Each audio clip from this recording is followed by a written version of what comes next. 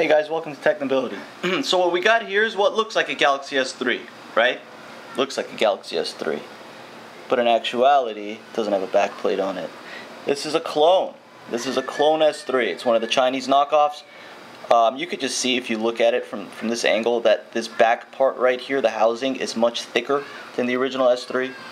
And aside from that, I'm going to have to zoom in to show you guys this, but the resolution is low. It's likely a 480 by 800 resolution on a, I think it looks like a 4.5 inch screen. It doesn't even look 4.7.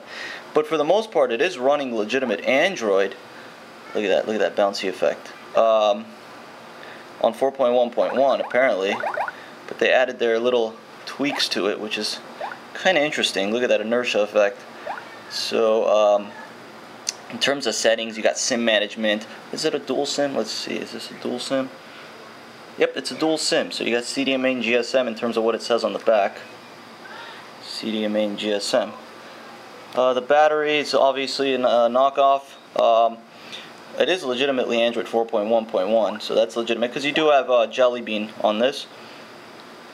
Or excuse me, you do have Google Now. Let's see.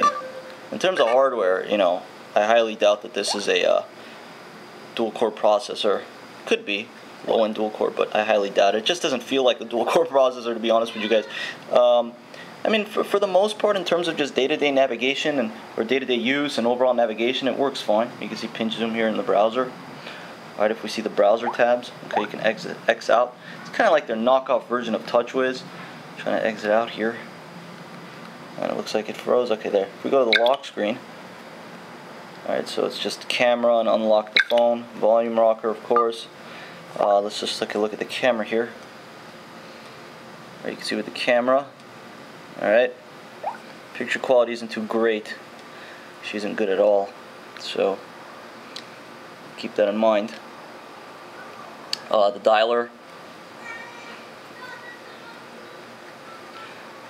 Yeah, they took basically TouchWiz and made like this little ROM clone of it. Just see what kernel it's running or what baseband and whatnot. So, okay.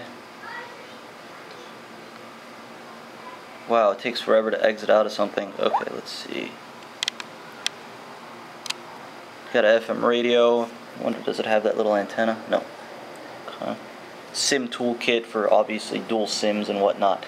You do have widgets, 4.1.1 widgets, so that's there. Look, you can create a folder. Debate I've had about, a complaint I've had about TouchWiz for a while now, the fact that you can't take an icon and drag it into another icon to create a folder. Well, with this fake TouchWiz, you could.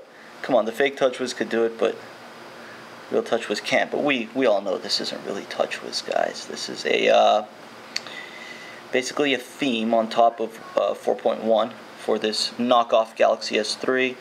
Clearly you can't drag. The screen feels almost resistive. And it's a fairly cheap device. I mean, you could buy these for $99. Is it worth it for $99? I don't know. I'll let you guys decide that. But it's fairly low end. I mean, it looks like it's an S3, right? I mean, if you just look at it like this, it looks like an S3. But it's not. It's not an S3. It's not close to being an S3. You could see, just look at the brightness differences. Both are on 100%. I mean, you could see that's a legit 1080p screen, and that's a 480 VGA display, if anything. Could be less.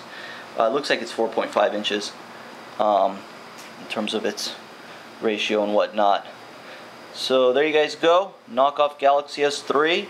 Thought it was an interesting little find.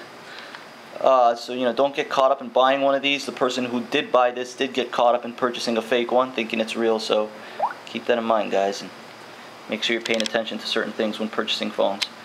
Alright, thank you guys for watching. I'm Bears. This is Technibility. Don't forget to check out our website, www.technibility.com, and don't forget to subscribe. Thank you, guys.